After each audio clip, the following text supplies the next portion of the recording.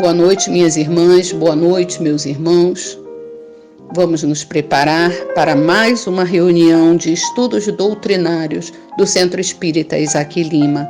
Sejam todos muito bem-vindos. Que a paz de Jesus esteja presente em nossos corações.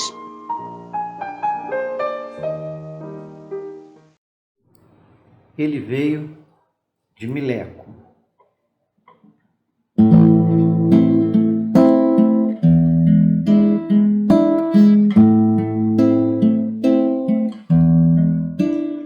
Ele veio, pão da vida, luz do mundo, tinha olhar quente e profundo, e solene tinha voz.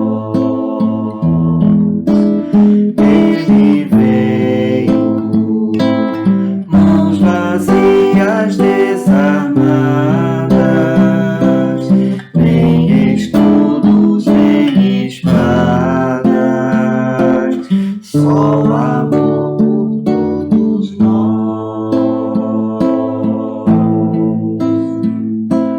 Toda noite sem estrelas, ele ilumina, e as nuvens mais escuras ele desfaz.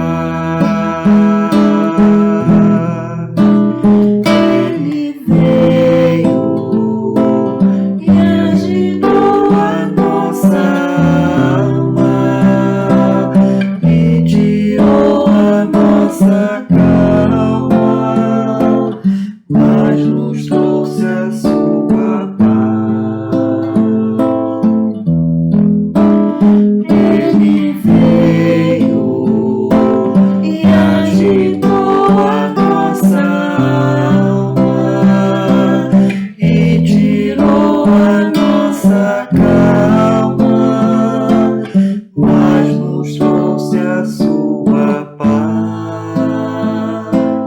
mas nos trouxe a sua paz, mas nos trouxe a sua paz.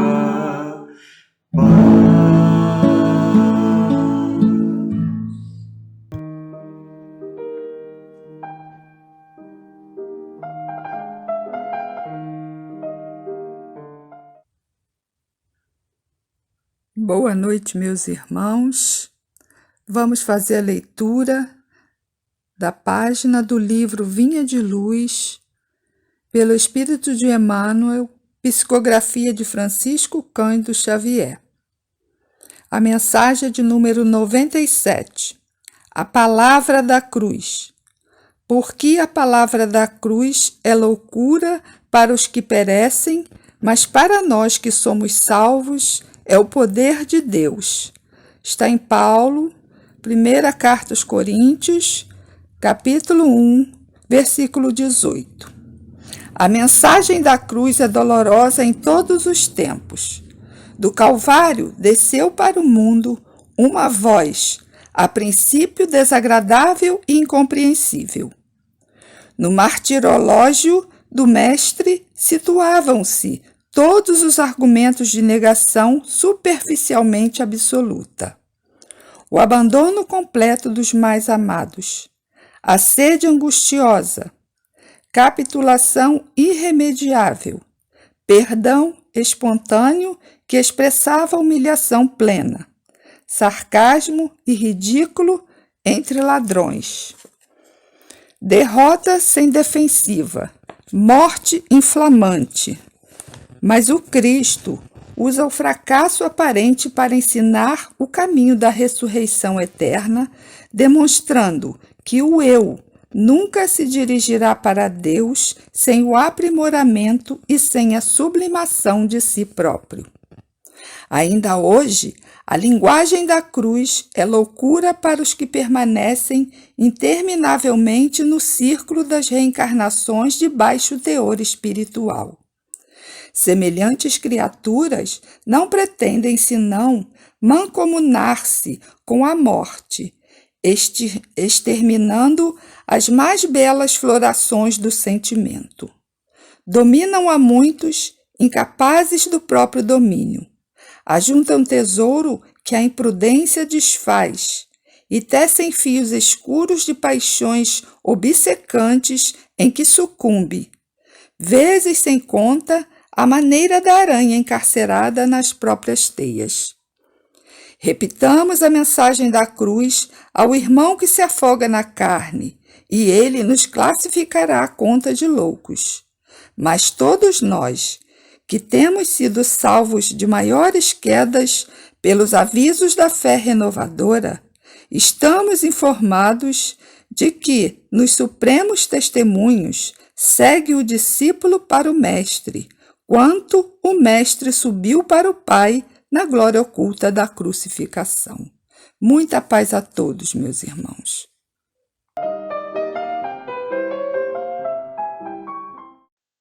Boa noite a todos os irmãos. Que a paz do nosso Mestre e amigo Jesus esteja em nossos corações. Amado Mestre Jesus, primeiramente te agradecemos por mais esta oportunidade de estarmos reunidos aqui em teu nome para mais uma noite de estudos e aprendizado dos teus ensinamentos. Que possamos refletir e pôr em prática os teus ensinamentos em nosso dia a dia. E que a nossa reunião transcorra em paz. Permaneça conosco hoje e sempre. Que assim seja.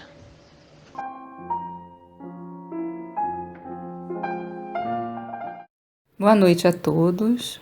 Nosso estudo de hoje é sobre o Livro dos Espíritos e agora no dia 18 de abril próximo, que ele completará 164 anos. Ele foi publicado por Allan Kardec em 1857. E hoje nós vamos falar sobre a parte denominada prolegômenos. E o que vem a ser prolegômenos, né? É um amplo texto, introdutório, que contém as noções preliminares necessárias para que nós possamos compreender um livro. É uma introdução, uma longa introdução, um prefácio. Só que, curiosamente, o Livro dos Espíritos, esta parte que é intitulada Prolegômenos, ela é bem sucinta. Ou seja, ela é bem restrita ao necessário, ela é uma parte curtinha, se comparada à introdução, a parte que é denominada de introdução, feita por Allan Kardec, que tem 17 capítulos. E nesses 17 capítulos, Allan Kardec nos apresenta em detalhes bastante importantes o que viria a ser esse Livro dos Espíritos. E já nessa introdução, ele aborda tantos assuntos, tantos temas importantes para o nosso desenvolvimento, para o nosso conhecimento a respeito do mundo invisível, que já fica claro que não cabe naquele livrinho pequeno que é o Livro dos Espíritos. Então já abre um espaço aí para que venham outros explicando. E é isso que acontece. O Livro dos Espíritos, então, nós podemos assim dizer, denominá-lo de um compêndio da codificação. Ele aborda a parte filosófica, científica, moral e da justiça cristã, que serão estudados mais tarde com mais detalhes nas outras obras, que é o Livro dos Médiuns, o Evangelho segundo o Espiritismo, o Céu e o Inferno e a Gênese. Esse contato, com o mundo espiritual já nos mostra Allan Kardec nessa introdução, ele existe desde que o mundo é mundo. Em todas as culturas, nós vemos através da história essa relação com o invisível. E muitas vezes esse convívio, né, deu errado ou perdeu, porque ele, na maior parte das vezes, ele perdeu o foco. Esse convívio com o invisível, com as coisas de Deus, ela é desvirtuada pelo homem pelo abuso, pelo mau uso, pelo uso desse conhecimento para o poder, para a dominação. Então, em algumas culturas, né, esse contato com o invisível, ele chega a ser proibido, ele chega a ser criminalizado. Nós tivemos aí na história, né, as bruxas sendo queimadas em fogueiras, as pessoas sendo torturadas e sendo perseguidas e sendo proibidas de fazer esse contato direto ou acusadas de estar em contato com o demônio por terem essa mediunidade e esse conhecimento, que até esse momento eram desconhecidos, né? Nós não tínhamos essa denominação de mediunidade, de mundo espiritual, era tudo sobrenatural.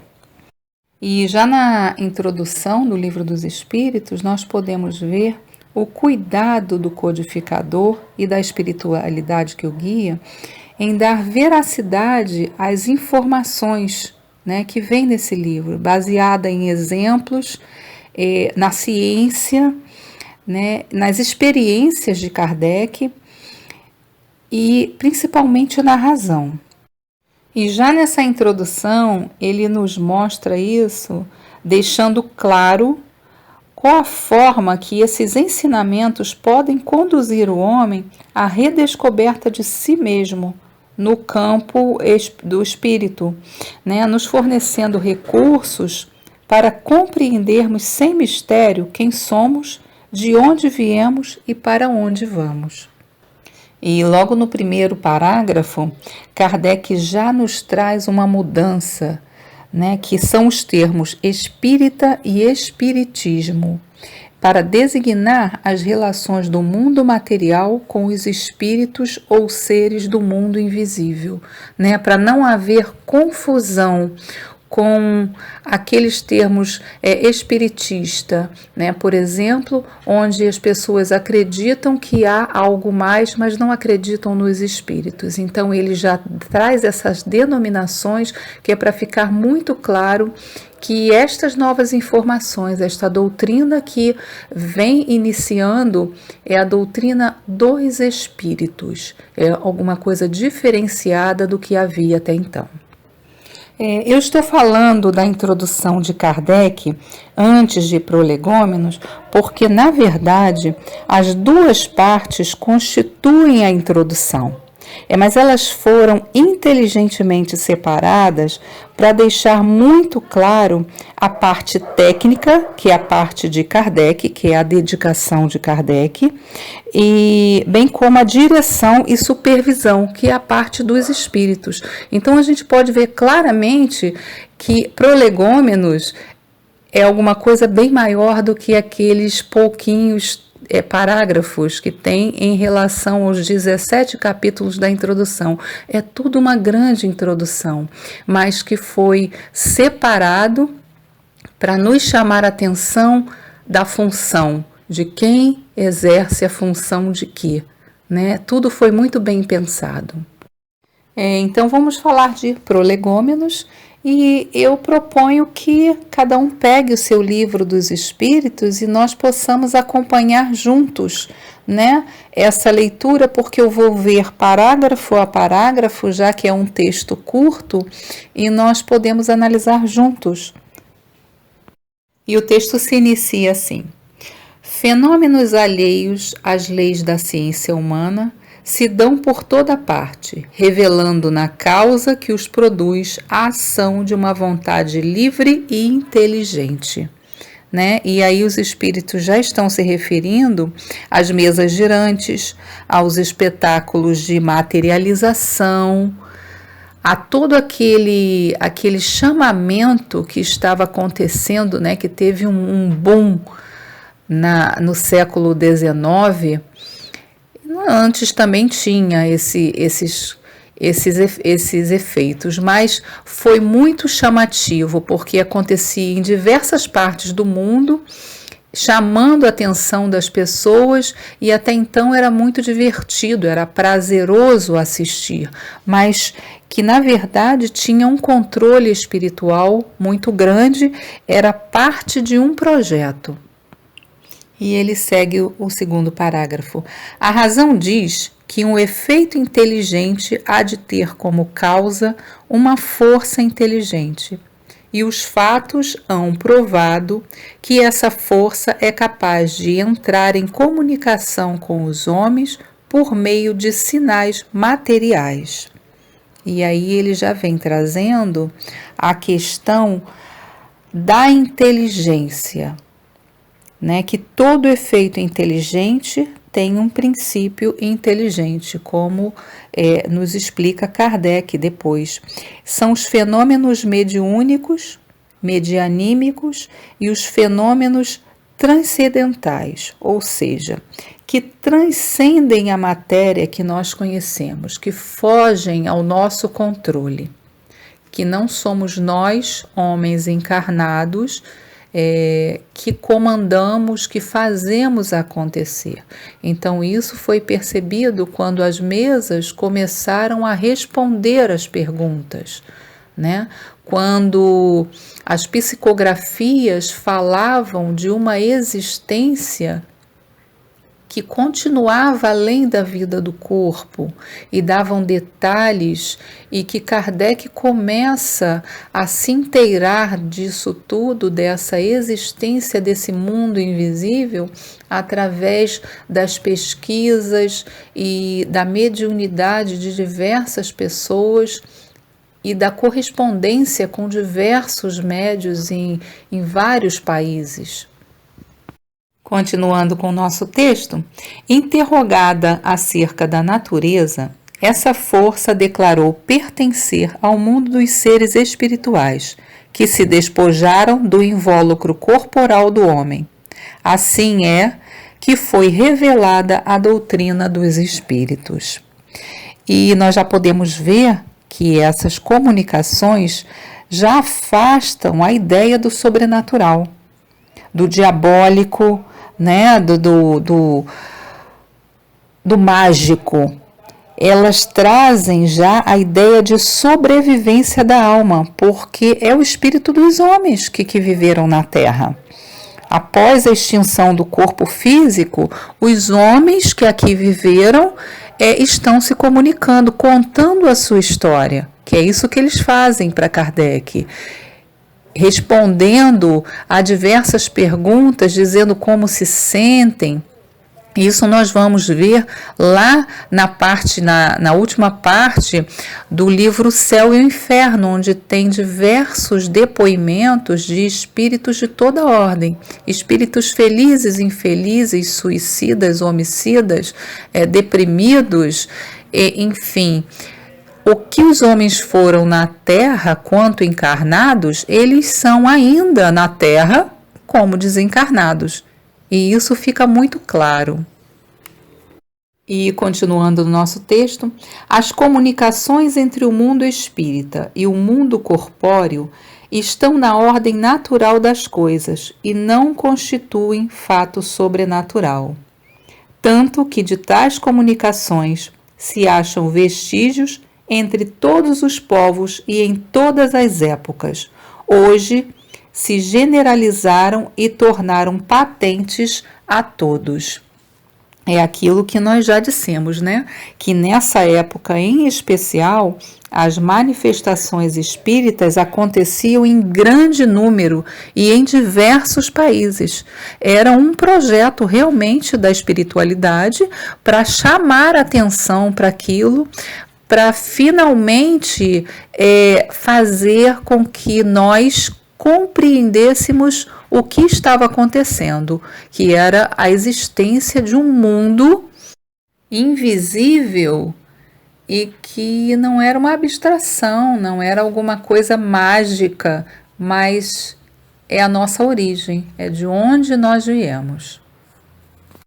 Seguindo o nosso texto, os espíritos anunciam que chegaram os tempos marcados para a providência ou pela providência para uma manifestação universal e que, sendo eles os ministros de Deus e os agentes de sua vontade, têm por missão instruir e esclarecer os homens, abrindo uma nova era para a regeneração da humanidade. Então os espíritos vêm anunciando que chegou a hora, né? Chegou a hora de instruir os homens, de esclarecer, de iluminar as mentes, de tirar aquela venda que nos fazia acreditar em demônios, em bruxas, em sobrenatural, e que o conhecimento deveria ser só de uma meia dúzia, de uns poucos que usavam esse conhecimento para a sua elevação, mas também para a dominação do outro. E eles vêm mostrando que eles não estão trazendo nada de novo, nada de recém-criado, mas vêm com a finalidade de nos instruir acerca das forças que já existem na natureza, né? Que são coisas naturais, não tem sobrenatural. As forças que regem todo o universo, que se interligam e que coexistem sem que nós percebamos, mas que fazem parte do nosso dia a dia e que constituem, na verdade, a nossa vida. Continuando aqui, este livro é o repositório de seus ensinos. Foi escrito por ordem e mediante ditado de espíritos superiores, para estabelecer os fundamentos de uma filosofia racional, isenta dos preconceitos do espírito de sistema. Nada contém que não seja a expressão do pensamento deles e que não tenha sido por eles examinado. Só a ordem e a distribuição metódica das matérias, assim como as notas e a forma de algumas partes da redação, constituem obra daquele que recebeu a missão de os publicar. E aqui nós podemos ver que este grupo de espíritos especiais, né, espíritos de escola, de ponta, eles elaboram esse roteiro do mundo espiritual para nos instruir, né, a fim de que nós possamos escolher o melhor caminho, né, e também nos advertir das consequências dessas nossas escolhas. Eles têm um grande cuidado de embasar toda essa obra com informações detalhadas, né? E nomes de grande relevância na história da humanidade que vêm assinando e trazendo essas informações para nós, deixando bem claro nesse parágrafo que Allan Kardec seria o codificador, seria o organizador desse trabalho, né? Tendo os espíritos a sua autoria e a responsabilidade pela supervisão. E eles vêm falando isso mais à frente, né? De novo, este livro, eles falam nesse parágrafo, é o repositório de seus pensamentos. E nada contém que não seja o pensamento deles, dos espíritos. Então Kardec não cria nada, Kardec organiza e repassa as informações que a ele são transmitidas. E continuando aqui no nosso texto, em o número dos espíritos que concorreram para a execução desta obra, muitos se contam que viveram em épocas diversas na Terra, onde pregaram e praticaram a virtude e a sabedoria. Outros, pelos seus nomes, não pertencem a nenhuma personagem, cuja lembrança a história guarde, mas cuja elevação é atestada pela pureza de seus ensinamentos e pela união em que se acham com os que usam de nomes venerados.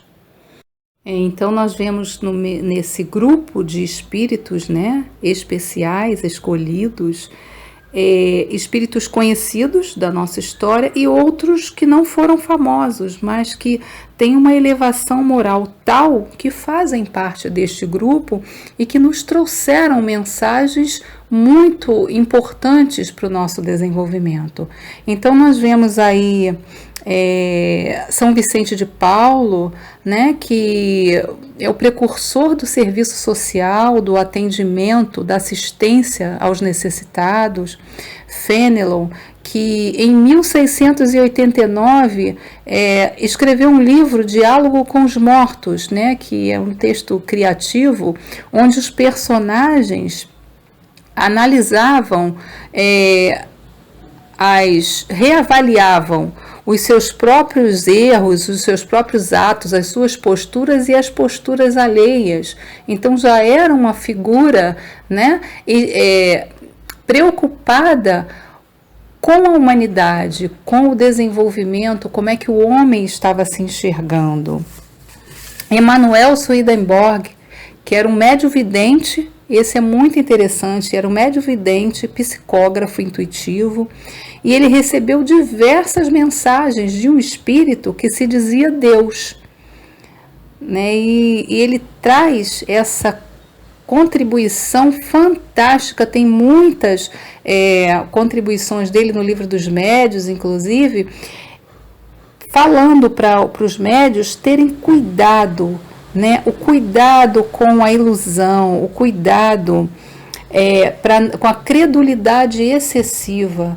O médium tem que ter um senso crítico, porque assim como ele, né, em vidas passadas, ele foi levado a acreditar que aquelas mensagens que ele recebia eram realmente de Deus, hoje também isso acontece com todos os médiuns, né? Recebe uma mensagem achando que é daquele personagem histórico ou daquele ser divino, e na verdade não é assim que acontece, nem sempre é assim que acontece. Então essa contribuição é muito importante para mostrar que todos nós somos passíveis de erro, de enganos, e que o estudo é uma parte muito importante, é fundamental para que o espírita e o médium possa fazer um trabalho e se desenvolver moral e espiritualmente de forma equilibrada, sem equívocos.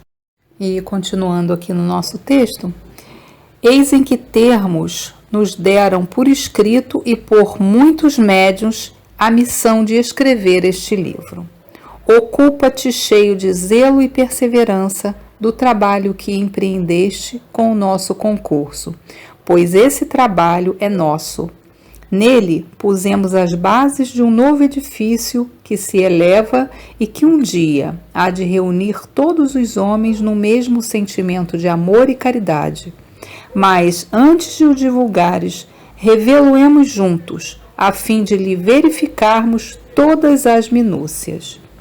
E nós podemos ver aí que, com certeza, é um trabalho de parceria, né? Não é o trabalho dos espíritos que Kardec simplesmente escreve. Não, é uma parceria de pesquisa, de contestação, de perguntas e respostas, mas, acima de tudo, com uma supervisão rígida, com um propósito, com um objetivo, porque não é só um livro, né? Eles não estão falando aqui de livros e lições, mas eles estão falando de uma mudança estrutural de pensamento, de atitude moral e espiritual do homem.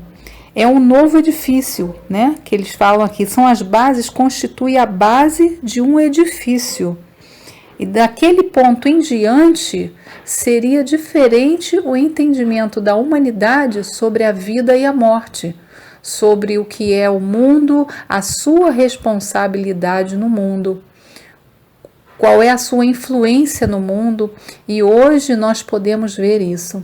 Nesse momento em que nós estamos vivendo, tão difícil, né, para todos nós, seja por um motivo ou por outro, mesmo diante das dificuldades, é muito interessante o movimento que nós, às vezes, até sem perceber, estamos fazendo. Eu estava assistindo uma entrevista de um fotógrafo de guerra, André Lyon, e ele esteve em vários países em guerra. Ele ficou na Síria, ele foi para o Iraque, ele esteve no Irã, e ele está fazendo um trabalho no Brasil, né, fotografando as pessoas na pandemia.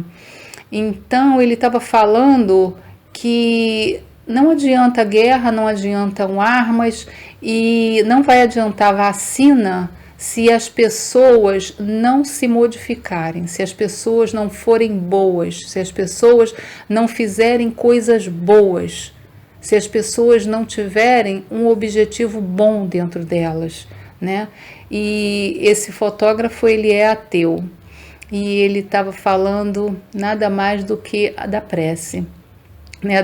De cultivar os bons sentimentos, dessa ligação com alguma coisa mais ampla, maior do que nós. E ele estava falando dessa responsabilidade social que todos nós temos, de fazer o que é certo, de fazer o que é bom, o que é justo. E é justamente isso que os Espíritos vêm trazendo no Livro dos Espíritos, né? Em toda a obra espírita, através de Kardec, eles vêm nos falando disso. Eles vêm falando do homem de bem, quais são os predicados do homem de bem, o que é preciso melhorar em nós para que a nossa vida melhore, para que nós melhoremos como sociedade.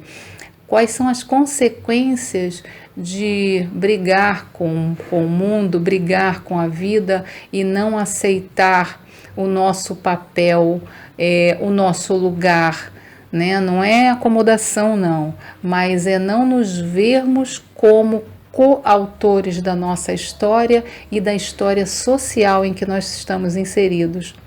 Então, o Livro dos Espíritos, ele vem nos trazendo esses esclarecimentos, né? Iluminando a nossa visão para que nós percebamos o nosso papel no mundo.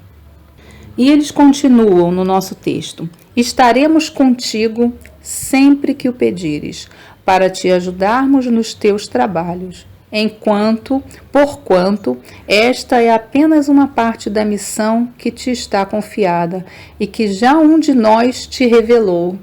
E aí eles chamam a atenção para lá atrás, quando Kardec foi chamado ao trabalho, né, em casa do Senhor Bodin, que o espírito Zéfiro se apresenta para ele e fala da relação deles numa existência anterior, onde o professor Hippolyte era um sacerdote gaulês e que se chamava Allan Kardec. E daí Allan Kardec, né, o professor Hippolyte, ele adota o nome de Allan Kardec para a sua cooperação na obra dos espíritos.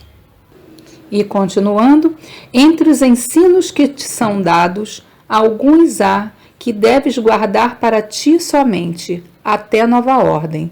Quando chegar o momento de os publicares, nós te diremos. Enquanto esperas, medita sobre eles, a fim de estares pronto quando te dissermos. E assim, Kardec foi desenvolvendo, né, essa obra em cada capítulo, cada assunto, cada instrução que iria sendo revelada a ele, viriam no tempo certo, né, de maneira adequada, sem pressa, com o devido respeito, para não atropelar o entendimento daqueles que estavam recebendo essas mensagens. Então, as primeiras sementes, elas são jogadas, né, e deveriam brotar e criar campo fértil para novas informações, ou seja, ele trouxe o Livro dos Espíritos com uma série de perguntas, né, com uma série de questionamentos e trazendo as respostas dos Espíritos para que isso fosse criando a curiosidade, e as obras subsequentes viriam explicando, dando um enfoque mais abrangente a cada assunto. Então, o Kardec, ele é orientado a esperar e meditar sobre os ensinamentos, até para que ele também estivesse pronto né, o suficiente para revelá-los quando fosse autorizado, sem ter dúvidas, sem titubear, porque neste início, né, cada passo era importante para manter a credibilidade das informações que estavam sendo passadas. E continuando no livro, porás no cabeçalho do livro a cepa que te desenhamos, porque é o emblema do trabalho do Criador. Aí se acham reunidos todos os princípios materiais que melhor podem representar o corpo e o espírito. O corpo é a cepa, o espírito é o licor. A alma ou o espírito ligado à matéria é o bago. O homem quintessencia o espírito pelo trabalho, e tu sabes que só mediante o trabalho do corpo o espírito adquire conhecimentos. Então os espíritos trazem, né, para Kardec esse desenho da videira com as uvas, né, que é a cepa, que eles dizem ser o emblema do Criador, porque o tronco dessa videira, né, seria o corpo, a origem, né, e o licor seria o espírito, é a essência, onde está o sabor, né, o sabor da vida, é o espírito. E o bago, que seriam as uvas formando o cacho, é o produto final, que é a união da alma a tudo isso. E é isso que transforma a nossa vida. Então, é um símbolo de vida. Continuando no nosso texto. Não te deixes desanimar pela crítica, encontrarás contraditores encarniçados, sobretudo entre os que têm interesse nos abusos. Encontrá-los-ás, mesmo entre os espíritos. Por isso que os que ainda não estão completamente desmaterializados procuram frequentemente semear a dúvida por malícia ou ignorância. Prossegue sempre, crê em Deus e caminha com confiança. Aqui estaremos para te amparar e vem próximo tempo em que a verdade brilhará de todos os lados. A vaidade de certos homens que julgam saber tudo e tudo querem explicar a seu modo dará nascimento a opiniões dissidentes, mas todos os que tiverem em vista o grande princípio de Jesus se confundirão num só sentimento, o do amor, do bem, e se reunirão por um laço fraternal que prenderá o mundo inteiro. Estes deixarão de lado as miseráveis questões de palavras para só se ocuparem com o que é essencial, e a doutrina será sempre a mesma, quanto ao fundo, para todos os que receberem comunicações de espíritos superiores. E os espíritos mais uma vez vêm preparando Kardec para as dificuldades que viriam, né? E vieram, tanto na sua vida particular como na preparação dessas obras. E as mensagens de Kardec, através de todo o Pentateuco, ele vem retirando o ser humano da zona de conforto em que ele estava, né? Respondendo às perguntas, mas também lançando uma série de questões que nos trazem muita responsabilidade, né? Que nos fazem raciocinar e compartilhando um conhecimento que nós não tínhamos antes. E conhecimento compartilhado, ele gera luz. E a luz não agrada a quem se beneficia de trevas, né? Então, eles vêm advertindo isso a Kardec, que ele seria atacado, né? Que ele seria, tentariam parar o trabalho dele. Mas, por outro lado, eles vêm também dizendo que os espíritos que partilhassem e seguissem pelos ensinamentos de Jesus se uniriam por laços de fraternidades que seriam capazes de envolver todo mundo, mesmo que a vaidade e a prepotência de alguns sobressaíssem em determinados momentos. Esses laços de fraternidade, do bem, eles seriam capazes de romper, né, toda essa negatividade e essas atitudes equivocadas. Então esse é o nosso momento, né? Nós estamos nesse momento difícil e esse é o momento de nós nos unirmos. E nestes 2 últimos parágrafos, eles vêm mostrando o egoísmo do homem, né? A vaidade e a necessidade do homem aparecer, de enriquecer às custas da fé alheia, das obras de Deus, que não tem preço, mas que se coloca preço desde a época de Jesus, desde muito antes, né? E mais uma vez reafirmam a assistência deles àqueles que servem com humildade a Deus e desinteresse, principalmente, né? Sem o orgulho, sem a vaidade, sem a necessidade de se fazer maior do que realmente é. Porque o orgulho e a ambição serão sempre um impedimento de crescimento para o homem.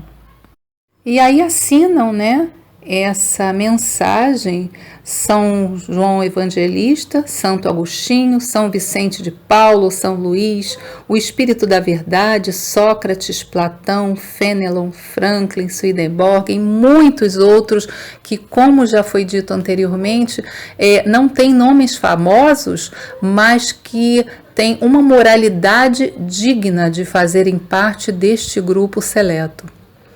Então, que Deus nos abençoe e nos dê sempre força e coragem para sermos críticos e tomarmos a melhor decisão possível para nós e para todos aqueles que nos cercam. Muita paz.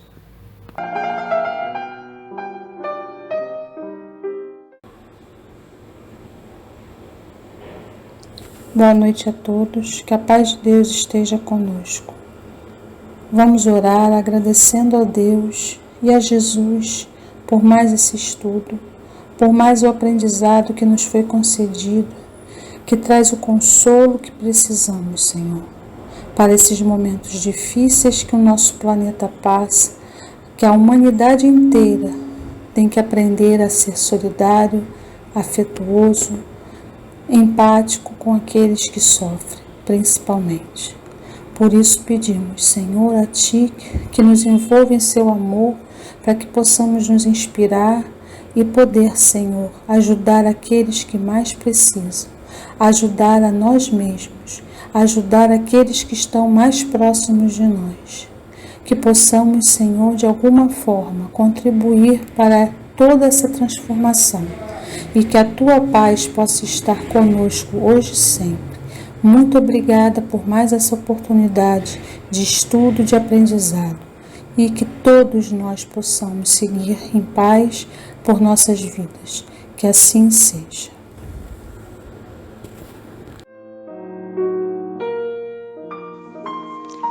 Prezadas irmãs, prezados irmãos, ao final desta reunião, nós agradecemos a todos os que nos ouviram, agradecemos a todos os companheiros e companheiras que colaboraram para que essa reunião fosse feita. Agradecemos esta bendita oportunidade de estarmos aqui reunidos em nome de Jesus, em nome de Deus nosso Pai. Que possamos nos reencontrar na próxima semana com alegria em nossos corações. Uma boa noite e um grande abraço. Herança de Alan Filho.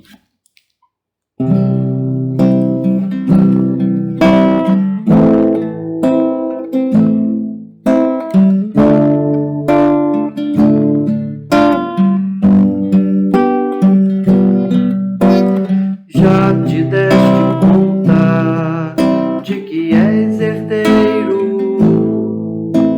Já te deste conta da riqueza a te esperar? Mais do que a fortuna do mais rico homem, mais do que o nome de um rei em seu altar. Como ser, ó Deus, um herdeiro seu, como ter em mãos a herança de viver.